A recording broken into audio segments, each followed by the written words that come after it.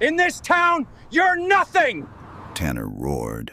The black muzzle of his gun aimed squarely at the black man sitting astride a roaring motorcycle. The man he was threatening was Colonel James Wilson, a veteran of 3 decades, now riding cross-country to raise funds for soldiers suffering from trauma. But today, in this small town, he wasn't a symbol of honor.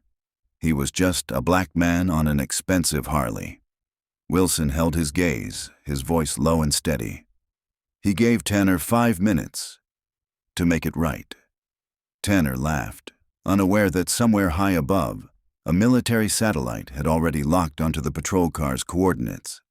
And down here on the ground, a town that once seemed peaceful was about to witness a moment that would forever alter its image. And soon, all of America would know the name Lakeside. Empty your pockets, get on your knees. The black barrel of the officer's gun pointed straight at the black man sitting astride a heavy motorcycle. No speeding, no red light skipped, no violation of any kind. Tanner, the officer with a scowl carved deep into his face, ripped the helmet off the rider's head. The face that appeared calm, stoic, forged in steel and discipline. "Nice ride," Tanner sneered. "Where does someone like you get something like this?" The man's eyes were cold, steady. They paused for a second on the nameplate Tanner, then moved to the silver badge on his chest. Briggs, the young rookie at his side, bent to check the saddlebag. Military documents spilled out like torn sheets of paper. "Colonel James Wilson," Briggs murmured aloud. Tanner laughed, voice dripping with mockery. "Colonel, huh? Then I must be the commander-in-chief." Wilson said just one thing, voice deep and unwavering. "I need to make a phone call." "Lawyers don't work roadside, pal." Tanner shot back as the cold steel of the cuffs snapped around his wrists. Wilson's expression didn't change. His eyes stayed bright, still reflective, like a lake before a storm. "You have 5 minutes before you destroy your own career." Tanner laughed again, unaware that high above, a military satellite had already locked onto the patrol car's coordinates. That morning, Colonel James Wilson, logistics director of a Pentagon Special Operations Division, had left base for a charity ride supporting veterans with PTSD. His Harley gleamed but wasn't ostentatious. Everything about Wilson radiated the restraint of a man tempered by 3 decades in uniform. Out here, though, he was just a black man on an expensive bike, riding through small southern towns where prejudice still hid behind polite smiles. At the edge of Lakeside, the patrol car sat idle. Tanner, 17 years on the force, 3 sealed violence complaints, tapped his fingers on the steering wheel, eyes fixed on the road. Beside him, Briggs, 24, still wide-eyed with the innocence of a rookie, watched his superior like a student studying his first field lesson. "Look at that," Tanner said, voice dry as gunpowder. "Nice bike." Briggs nodded. "A custom job like that must cost a fortune." "Yeah, not cheap, but tell me, how does he afford it?" Tanner smirked, letting the words hang, heavy with implication. Wilson stopped at a gas station. He filled the tank, then went inside for a bottle of water. Mrs. Powell, the elderly store owner, spotted the military ID in his wallet. "Thank you for your service, sir," she said warmly. Wilson gave a small nod. "Just doing my duty, ma'am." Outside, Tanner was still watching. "Check his plates," he muttered, flipping on the emergency lights. No violation logged. But the siren wailed anyway. Wilson signaled, pulled over properly, hands placed neatly on the handlebars. Every move by the book. In his mirror, he saw them approach. He wasn't afraid, just tired. Because he knew, not even a military ID could save him from the suspicion in a prejudiced gaze. "License and registration." "Permission to reach for my wallet, officer." "Slowly," Tanner barked. Wilson handed over the documents, both hands visible. Tanner glanced at them and smirked. "Colonel, huh? Which army is that?" "The United States Army," Wilson replied evenly. 30 years of service." Briggs looked uncertain. Tanner didn't. Couple questions. Where you from? Where you headed? A charity ride for PTSD veterans. Step off the bike, now. May I ask the reason? I talk, you move. Wilson dismounted, hands relaxed at his sides. Sunlight flashed across the chrome. Tanner circled him like a predator. Briggs stood back, holding the military ID, doubt flickering across his young face. This card looks fake. The card has a security chip, officer, Wilson said quietly but firmly. Plenty of good fakes out there. Sir, I've provided valid identification. May I know why I'm being stopped? There's been reports of drug trafficking on this route. The lie rolled off his tongue, smooth, rehearsed. My bike carries only Department of Defense documents for a charity event. If you're uncertain, you can verify through official channels. Yeah, well, I'd like to check your saddlebags. You'll need a warrant or probable cause. Hiding something or... Colonel? Briggs glanced over, uneasy. He knew it was wrong, but the fear of promotion kept him silent. Let me repeat, I'm not refusing, Wilson said. I'm simply reminding you of citizens' rights. Hands on your head. Wilson complied, his movements precise, as if performing a drill. I want to see your supervisor. You want special treatment? Not happening. Tanner grinned. The radio crackled with an urgent call a few miles away. Tanner ignored it, eyes still locked on Wilson. He noticed Tanner's chest camera was off. Wilson glanced at his watch, committing the moment to memory. Briggs opened the saddlebag and took out a sealed envelope stamped with military insignia. Careful, that's classified material. Tanner gave a short laugh, snatched it, and tore it open. Papers scattered, carried by the breeze. A passing car slowed. The middle-aged woman inside managed to pull out her phone and begin filming. Wilson remained motionless, not a single unnecessary gesture. Each violation was imprinted in his mind, as clear as an operational report. Where did this bike come from? Tanner asked, running a hand over the seat with a possessive tone.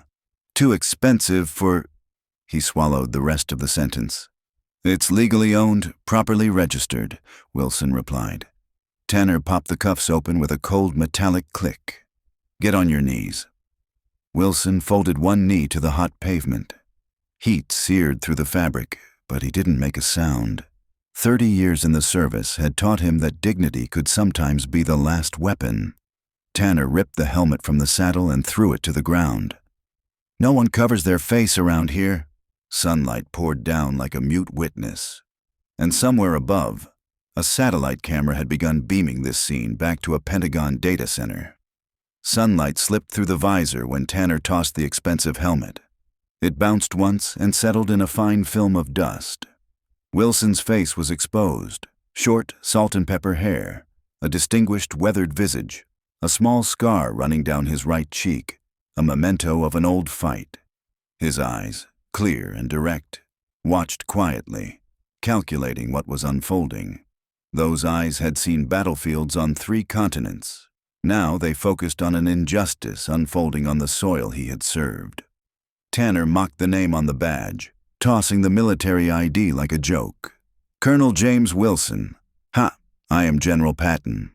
He flung the card to the pavement near Wilson's knees, trying to convert suspicion into authority. The street and town name Lakeside here is used as a generic setting, a typical American lake town. Towns like that dot the country. Briggs rifled through the saddlebag and pulled out a small metal tin. Inside lay a set of challenge coins and a few medals, keepsakes many veterans cherish as brotherhood tokens. His face shifted, briefly conflicted. The evidence increasingly pointed to the man before them being who he claimed to be. Tanner, this stuff looks real, Briggs whispered. Tanner ignored him, continuing to yank Wilson's wallet out and dump its contents on the ground. Credit cards, receipts, then a photograph. Wilson, in dress uniform, standing alongside senior military leaders. Those items, if anyone paid attention, told a different story than the one Tanner was trying to paint. Tanner stomped across the photograph as if to trample any proof by his boots. Wilson stayed silent. His eyes quietly cataloged details. The badge number on Tanner's chest, the time on his watch, Briggs's puzzling hesitation, and the crowd gathering across the street. A middle-aged woman slowly raised her phone to record, the small act turning an attempted cover-up into public evidence. When Tanner kicked the challenge coins aside, Wilson rose and said evenly, "Those are medals I was awarded." His voice carried no accusation, only the quiet affirmation of a fact. The crowd at the gas station swelled. The store owner, Mrs. Powell, covered her mouth in shock. Passers-by and customers lifted their phones. The scene began to spread instantly.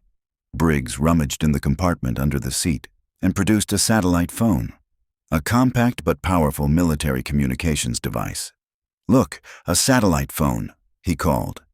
Tanner snatched it, leaping to a conclusion. "Drug dealers use these to avoid tracking." Wilson simply said, "That's standard issue for my position." Tanner tossed the device aside with a sneer. "Sure, Colonel."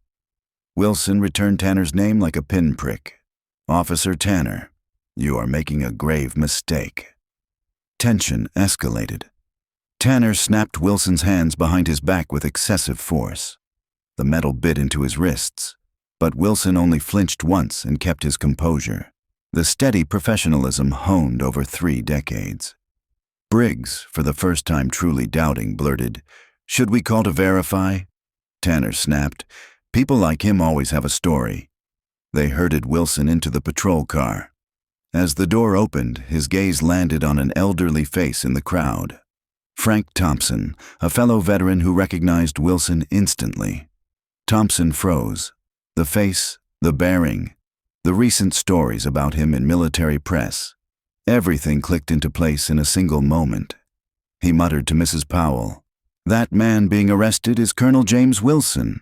Yes, he was in the papers last week."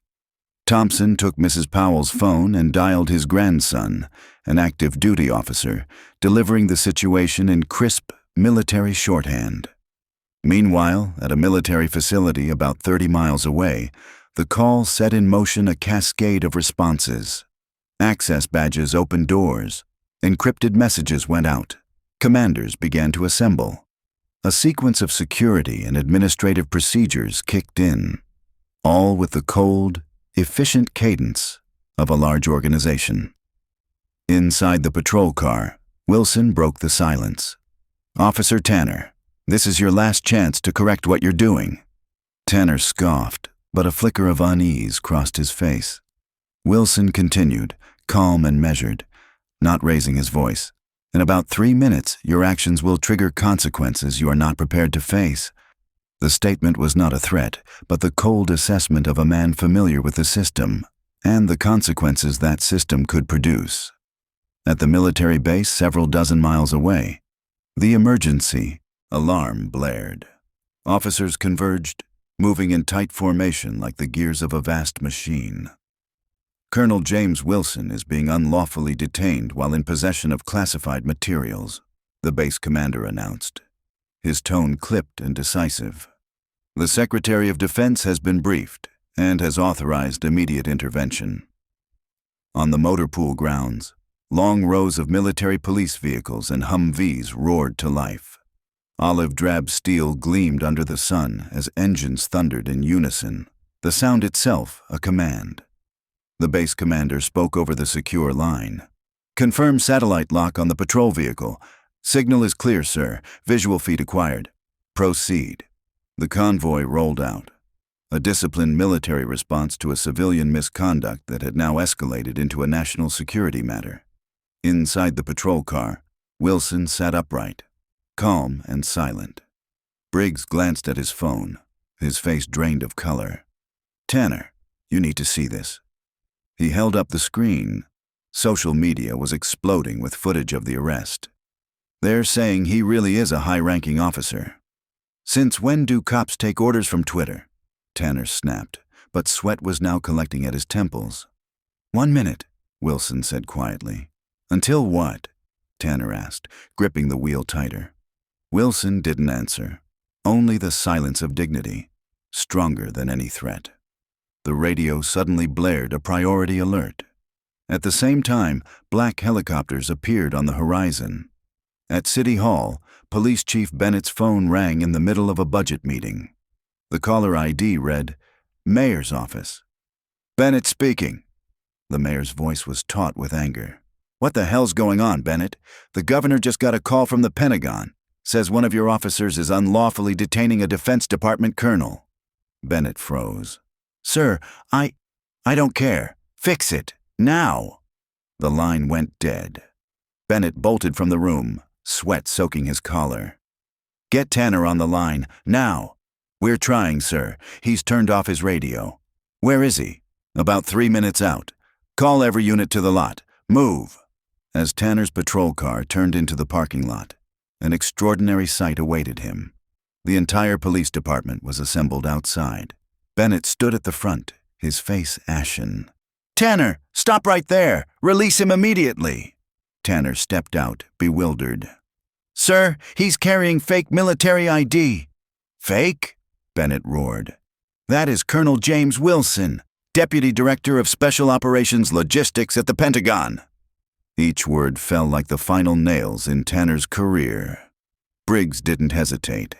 He rushed to open the back door, unlatched the cuffs, and said shakily but sincerely, "Sir, I'm so sorry." The thudding rotors of helicopters filled the air. A convoy of black SUVs with government-y plates streamed into the lot, forming a protective perimeter. Wilson stepped out, straightening his jacket, the posture of a man who had never bowed. "Thank you, Officer Briggs." Uniformed soldiers approached in perfect formation. A junior officer saluted. "Colonel, are you all right, sir?" Wilson returned the salute crisply. "All good, Major." Tanner staggered back, pale. He was acting suspicious. Wilson spoke quietly, but his words carried, "I was driving legally on a public highway, officer." Bennett turned to Tanner, voice low but trembling with fury. "You just ended your career." Military police secured the perimeter while technical officers gathered every scattered classified document. Humvee engines rumbled, the small-town police lot now transformed into a field of military order and precision. Inside, Bennett led Wilson into the conference room, speaking quickly, apologetically. "Colonel, I'm truly sorry. This was a failure on our part." Wilson walked beside him, composed. "This isn't about me, Chief. It's about protocol, training, and bias." Bennett nodded rapidly. "I understand. Tanner's had prior incidents." Wilson stopped, meeting his gaze. "And he's still on your force?" No answer. The question hung in the air, heavier than any report. Outside, Tanner tried to slip away toward his personal car. 2 military police officers blocked him, their tone firm and measured. "Officer Tanner, Colonel Wilson requests that you remain here. He doesn't have authority over local law enforcement." "Perhaps," one soldier replied evenly. "But the FBI does." 2 men in dark suits stepped forward and flashed their badges. "Cruz and Patel, Federal Bureau of Investigation, Civil Rights Division." Tanner's face drained of color. "We'll need a full statement about the incident," Agent Cruz said. "I was just doing my job," Tanner protested weakly. "Is that so?" Cruz replied quietly. "Because we have witnesses and video that tell a different story." Inside a glass-walled conference room, Colonel Wilson sat with a team of military legal advisors. "Sir, we can handle this internally," one attorney suggested. "Let it fade quietly." Wilson shook his head, voice firm. "No, doing that only ensures it happens again. This needs to go through civilian channels, publicly." "Sir, it could turn into a media firestorm." "Then let it," Wilson said evenly. "Accountability only exists when it's brought into the light." Outside, Briggs waited, heavy with guilt. When Wilson emerged, he stepped forward. "Sir, I wanted to apologize." Wilson stopped, looked at him, not with contempt, but with the calm gaze of a teacher. "What matters, Briggs," he said softly, "isn't the mistake. It's the lesson you take from it." Phones were still recording. The helicopters had drifted away. But the story of a soldier insulted, who reclaimed his honor without raising his voice, had already begun to spread from the small town of Lakeside to the entire nation. "I should have stopped it," Briggs said quietly. Wilson looked at him, eyes stern, not cold. "Yes, and remember this. Moral courage is harder than physical courage, Officer Briggs." Briggs nodded slightly. The short sentence landed like a lifelong lesson. The station doors burst open. The mayor hurried in, adjusting his tie, extending a hand. "Colonel Wilson, this was just a misunderstanding. An unfortunate incident." Wilson looked at the hand but didn't take it. "Not a misunderstanding, Mr. Mayor, a failure of the system." The politician's smile froze. Behind him, news vans and reporters had already crowded in, cameras trained on the station. From a black SUV, General Hayes stepped out. The fluorescent lights caught the 4 stars on his shoulders, making the small-town precinct feel like an annex of the Pentagon. Young officers instinctively stood at attention. "James," Hayes said briskly, "the Secretary of Defense wants updates every 15 minutes. The White House is also briefed." Wilson nodded calmly, voice steady amid the chaos. "Tell him I'm managing it. And the classified materials? Being recovered. No alpha-level breaches." Hayes's eyes swept the room, stopping on Tanner, now seated in an interrogation room with the FBI. "That him?" Wilson nodded. "You want me to end his career?" "No," Wilson replied immediately. "We follow procedure, always. That principle, justice through proper channels, never vengeance, had guided him his entire life." The phone rang. Wilson glanced at the screen, his posture straightening instinctively. "Excuse me, sir. It's the secretary." He stepped aside, his tone composed, like delivering a report. "No breaches. Documents secure. I'm proceeding through civilian channels. Yes, sir." In the next office, Chief Bennett and the 2 FBI agents reviewed Briggs's bodycam footage. Tanner's own camera had been switched off, but Briggs's had not. Every insult, every violation, was recorded as clearly as daylight. In the break room, Tanner paced, a military guard posted by the door. Colleagues passing by avoided his eyes. The isolation of a fallen man, quieter than any verdict. Outside, satellite trucks lined the street. Live broadcasts ran non-stop. Army officer unlawfully detained. Discrimination incident prompts Pentagon response. Wilson ended his call and turned back to Hayes. "Sir, I need to make a public statement." "I'd advise against it," Hayes said with a frown. "This is a sensitive matter." "With all due respect, sir," Wilson replied evenly. "Silence saves no one. This isn't personal anymore." Hayes studied him for a moment, then nodded. "Keep the focus on policy. Don't touch the classified parts." "Always, sir." Wilson stepped out onto the precinct steps.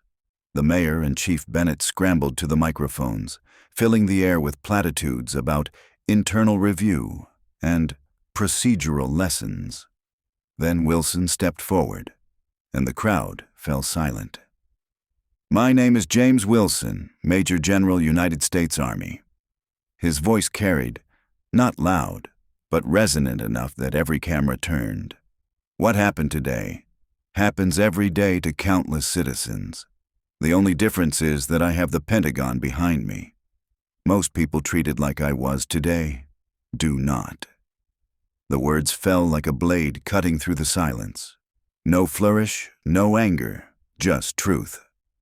Reporters erupted, microphones thrust forward. Wilson answered selectively, calmly, each sentence slicing through the fog of political excuses. From behind the glass, Tanner watched, seeing his career disintegrate word by word.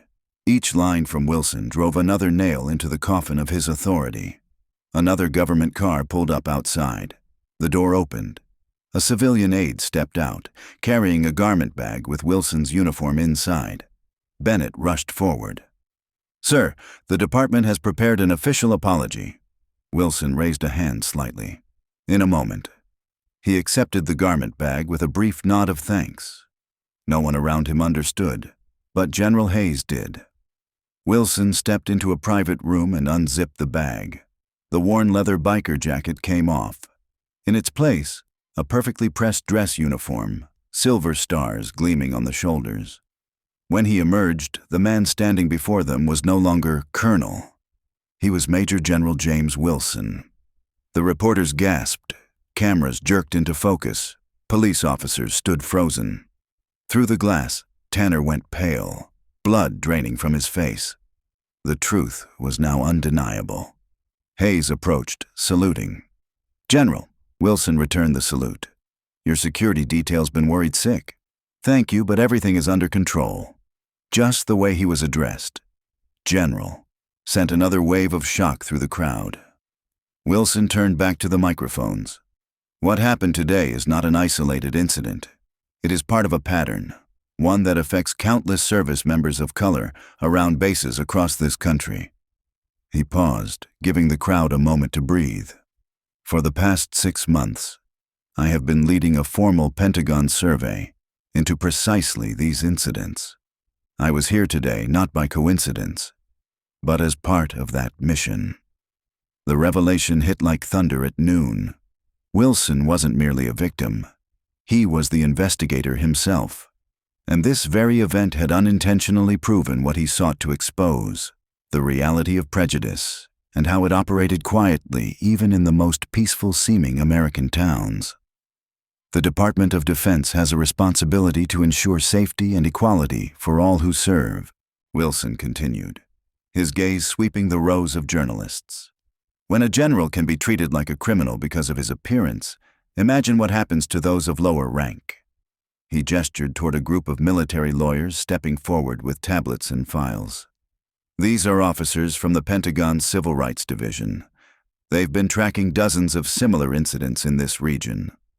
A young female attorney stepped up to the microphone. "General Wilson's case will be added to 43 similar cases involving service members of color that we've documented in this area alone." The mayor swallowed hard, realizing the gravity of what stood before him. This was no longer a traffic stop gone wrong. It was a systemic failure, and now the Pentagon had the evidence. "The problem," Wilson said, voice calm as ever, "does not lie with one officer. It lies in the structure, and it can only be healed through structural reform." Inside the station, Tanner watched as military and FBI officers reviewed Briggs's bodycam footage, marking every violation. His career was collapsing in real time. Wilson moved through the coordinated teams with the composed authority of a man long prepared for this. No force, only law and procedure. His strength was not in rank. It was in discipline and knowledge. A new group entered, representatives from the U.S. Department of Justice.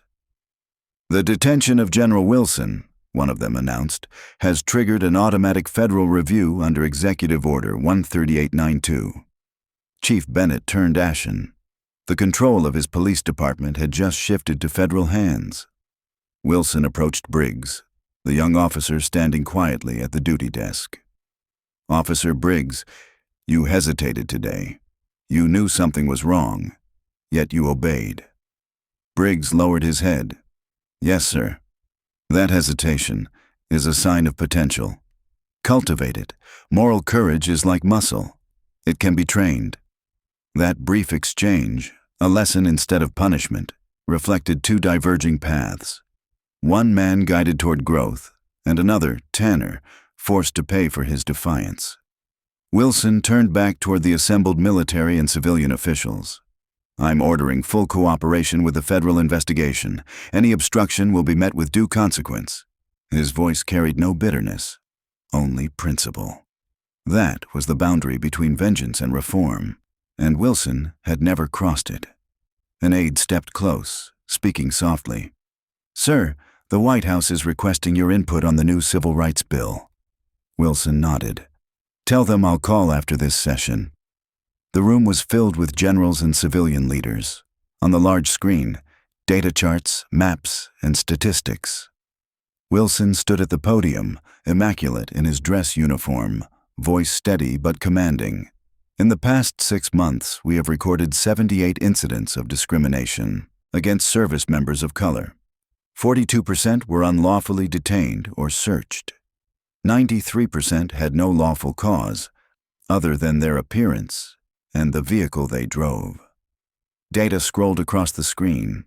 Dates, locations, behavioral patterns, each fragment fitting together into an undeniable picture. The Secretary of Defense leaned forward. "General Wilson, your recommendations?" Wilson switched slides. "Comprehensive solutions. Strengthen legal support divisions for active service members. Mandate equality and civil rights training for all bases and surrounding communities.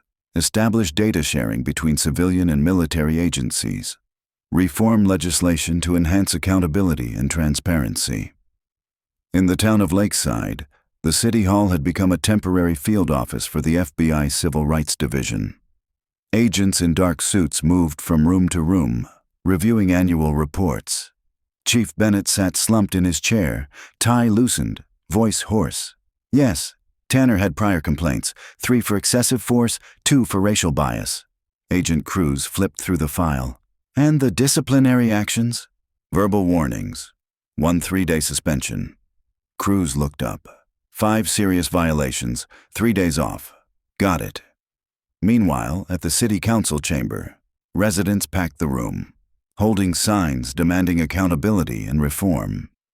A recall petition against the mayor passed from hand to hand. "This scandal is the result of failed oversight, and now the entire town is paying the price," said one senior council member. No defense from the mayor could help. The video footage had spoken for itself. At the police station, Tanner sat alone in the break room. On the table lay a suspension notice.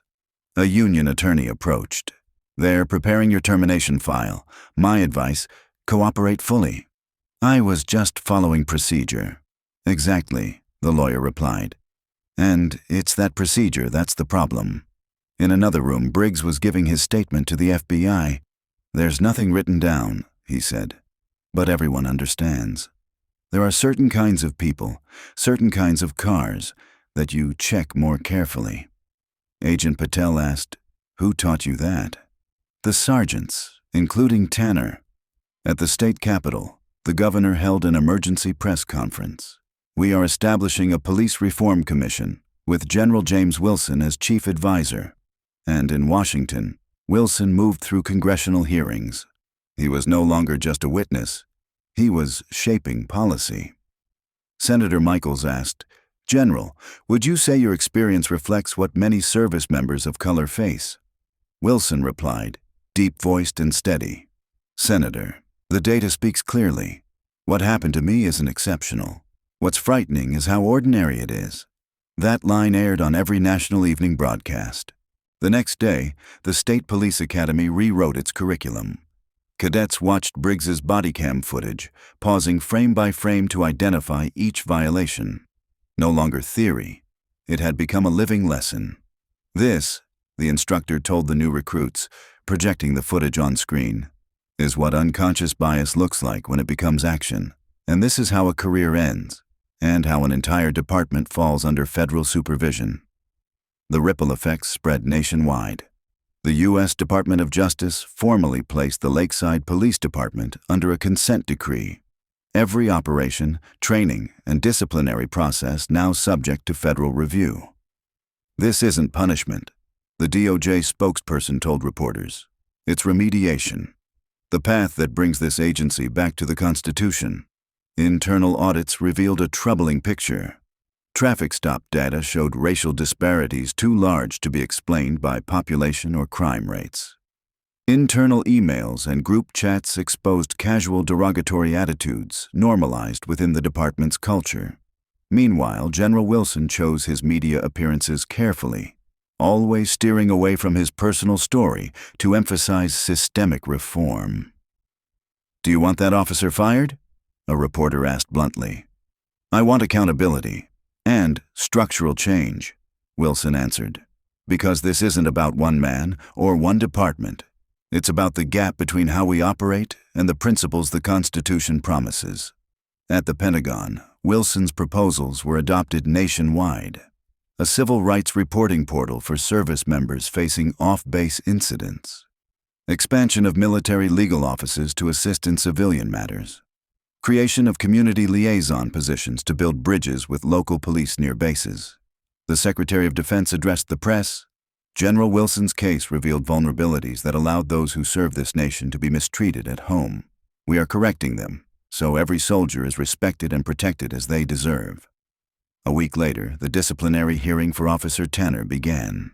The room was silent, save for the faint hum of a recorder. Sunlight cut through the blinds, casting long lines across the wooden table where the review board sat. Stern, motionless, waiting. Outside, reporters, officials, and citizens packed the corridor. The case was no longer local. It had become a national symbol. Tanner sat alone, his back stiff with tension, facing a thick stack of files, complaints, reports, transcripts, each page a fragment of the truth he'd long ignored. The union lawyer sat beside him, but the space between them said more than any defense could. The board chair opened the session. This hearing will determine appropriate disciplinary measures for Officer Michael Tanner regarding the unlawful detention of Major General James Wilson. The proceedings stretched for hours. Methodical dismantling of Tanner's career. The board presented its findings. Multiple excessive force complaints had been downplayed. Falsified reports were approved without review. A culture of implicit bias encouraged discriminatory conduct. Tanner's lawyer tried weakly. My client was following established procedure. A board member leaned forward. What procedure authorizes detaining a person without cause? Please cite the policy. The lawyer went silent, shuffling papers like a man lost in a desert of documents. Chief Bennett took the stand, attempting to balance apology with institutional defense. We provide annual constitutional training. Tanner attended every year. But no action was taken despite repeated complaints. The question sliced through the room like a blade. Bennett stammered, "The disciplinary system needs improvement." Then Briggs stepped forward, his young face steadier now, changed. His voice wavered but held. "I was trained to identify suspicious indicators, but there were no indicators. Expensive cars, minority drivers, out-of-state plates, things that mean nothing but were treated like guilt. Who taught you that?" "The sergeants, including Tanner." Agent Cruz presented the FBI report. Charts, dates, statistics, all revealing a long-running pattern of bias. Then Tanner was called to speak. The room fell silent. "I believed I was doing my job," he said softly. A member asked, "Were you ever trained to profile people by race?" Tanner met their eyes. Not openly, but it was understood every single day. The room stayed quiet. Not forgiveness, understanding. A new layer of truth exposed. The way we were rewarded, the stories told in the break room, who got promoted. They all sent the same message. You're praised for suspecting people who don't look like you. Tanner paused, his voice cracking. "I can't justify what I did to General Wilson, but I wasn't the only one who did it." That admission didn't erase guilt, but it shifted the conversation from individual blame to institutional culture. When the hearing ended, reporters surged outside. News spread quickly. Tanner was permanently dismissed, and the Lakeside Police Department would remain under federal oversight for at least 5 years. Meanwhile, Wilson returned to Washington.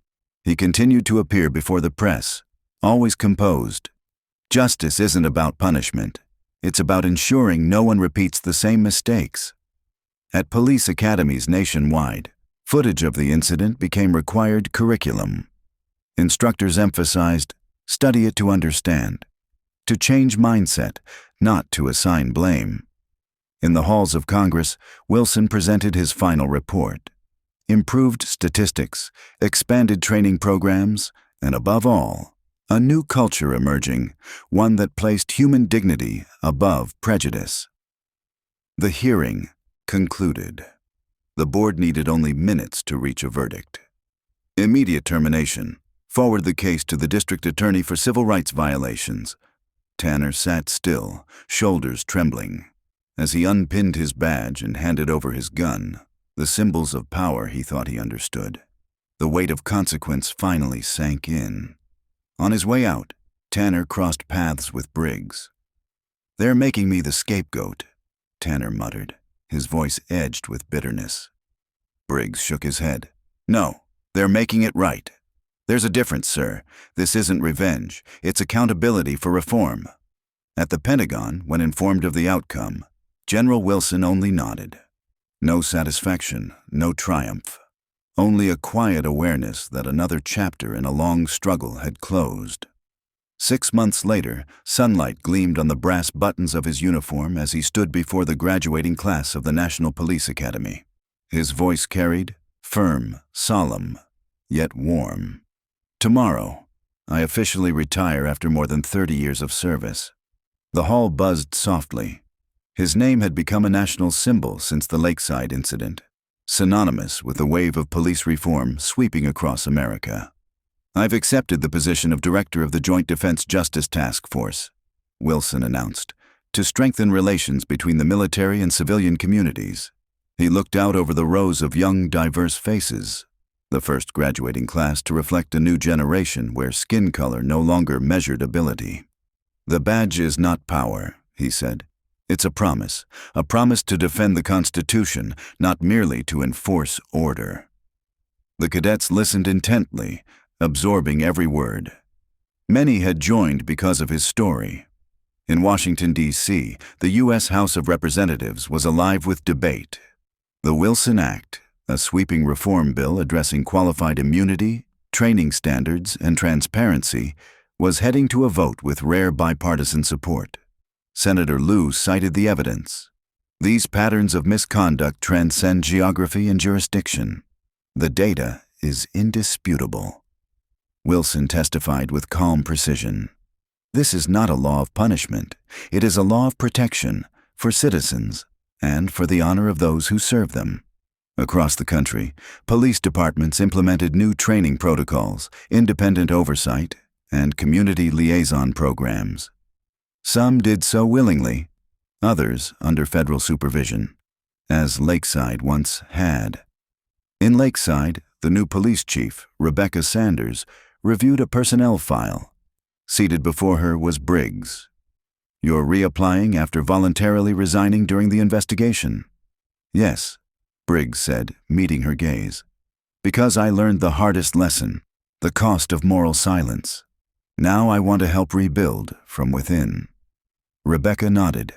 "You'll be on probation and closely monitored." New beginning, led by someone who had witnessed failure and chose to reform it. Across America, military bases opened community relations offices. Service members could now report civil rights violations off base. Expanded legal teams provided direct support. The Pentagon released its first Wilson report. Complaints down, trust between local police and the armed forces rising significantly. Front-page headlines read, "From a wrongful arrest to a model for reform." One afternoon at the Lakeside Community Center, Wilson, now in civilian clothes, spoke to residents. "Change isn't punishment," he said, his voice still carrying authority even without the uniform. "It's correction, aligning our actions with the values we claim to uphold." From the back row, Mrs. Powell, the gas station owner who had filmed the fateful video, stood up. "What happened to you was terrible," she said, "but because of it, this town changed. Maybe sometimes good begins with pain." Wilson nodded. "Progress always comes at a price, ma'am." Reforms continued to ripple outward. Police academies added mandatory training on unconscious bias. Cities introduced early warning systems to detect misconduct before escalation. Civilian oversight boards were granted real authority, no longer ceremonial. From his new Washington office, Wilson reviewed each implementation report. Every improvement a small victory in his lifelong fight against prejudice. One afternoon, his assistant placed an unmarked white envelope on his desk. The postmark read, "Lakeside." Inside was a handwritten letter, From Michael Tanner. I won't ask for forgiveness. Some things don't deserve it, but I'm trying to understand why I did what I did. I'm in therapy now. I volunteer in community service. I talk to my kids about why their father no longer wears a badge. I can't erase what I did, but I can try to stop others from repeating it. Wilson read it quietly. No anger, no satisfaction. He folded the letter and placed it in a drawer. A conversation between two men, not two ranks. Days later, he drove back to where it all began. The gleaming Harley of old had been replaced by a modest sedan. The town looked different now. Residents attended public oversight meetings. Officers patrolled on foot instead of staying in their cars. The atmosphere between the two sides felt warmer, not perfect, but genuine. Wilson stopped by the roadside where he had once been pulled over.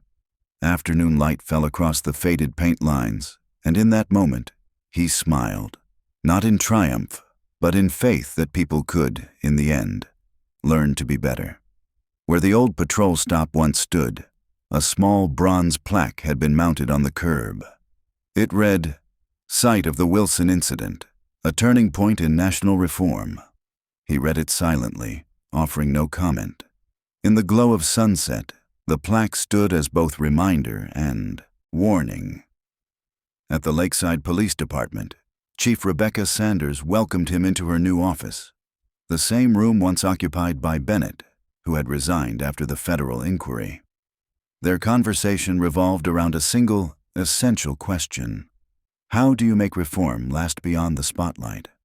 The real test, Sanders said, comes when the public moves on, when no one's watching anymore. Wilson nodded. That's why changing structure matters more than changing people. People leave. Systems remain. They reviewed the report. The number of complaints had initially surged because citizens finally believed they would be heard. Then it dropped because police behavior had truly begun to change. For the first time in the town's history, traffic stop statistics showed no racial disparity. That afternoon, at the community center, Wilson stood at the podium once more. The hall was packed, not just with locals, but with familiar faces. Bennett, the former police chief, now working for a police reform organization, using his past resistance to change as a tool for change. Mrs. Powell, the gas station owner, nodded quietly from the front row, her eyes glistening at certain lines. Frank Thompson, the veteran who had made the crucial phone call that day, sat beside his grandson, now Lieutenant Thompson, and what made Wilson smile most, Briggs, now a field training officer, taking notes intently. He had once been the hesitant one. Now he was teaching new recruits the meaning of moral courage. A year ago, Wilson began, his voice low yet resonant. I experienced what thousands of other citizens face every single day. The difference wasn't in the incident itself, but in how we chose to respond. He outlined the progress since.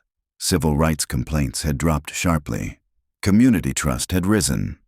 Oversight systems were functioning as intended. We don't need new values, he concluded. We just need to live by the ones we swore to protect. When the forum ended, Briggs approached him.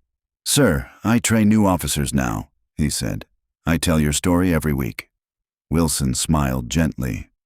Tell theirs too, Briggs. Everyone faces a moment when they must choose between what's easy and what's right.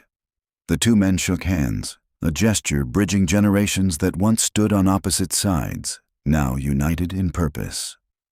Night fell as Wilson drove out of town. Wind streamed through the open window, and the familiar road led him past the bronze plaque once again. A year had passed since the day he knelt on the burning asphalt. Now, as his phone rang, a call from the White House. He spoke softly, almost to himself. Power doesn't define authority. Principle does. While Tanner used power to diminish others, Wilson used dignity to elevate an entire system. One man lost his badge, the other upheld his principles, and that difference redefined the meaning of justice. The story of Lakeside is more than a single incident. It's a mirror for America, A reminder that prejudice can hide behind polite smiles, and that sometimes it takes just one person standing upright for an entire system to bow and reconsider its reflection. Justice, in the end, is not built from power or medals, but from the choices each of us makes to do what's right, even when no one is watching. Because sometimes the greatest change doesn't come from the sound of a gun, but from the quiet, unyielding dignity of a person who refuses to kneel before injustice. And you, what about you? If it were you in that moment, would you have the same calm and courage as Wilson? Share your thoughts in the comments below. And if this story resonated with you, don't forget to like, share, and subscribe for more stories where justice, courage, and humanity still matter.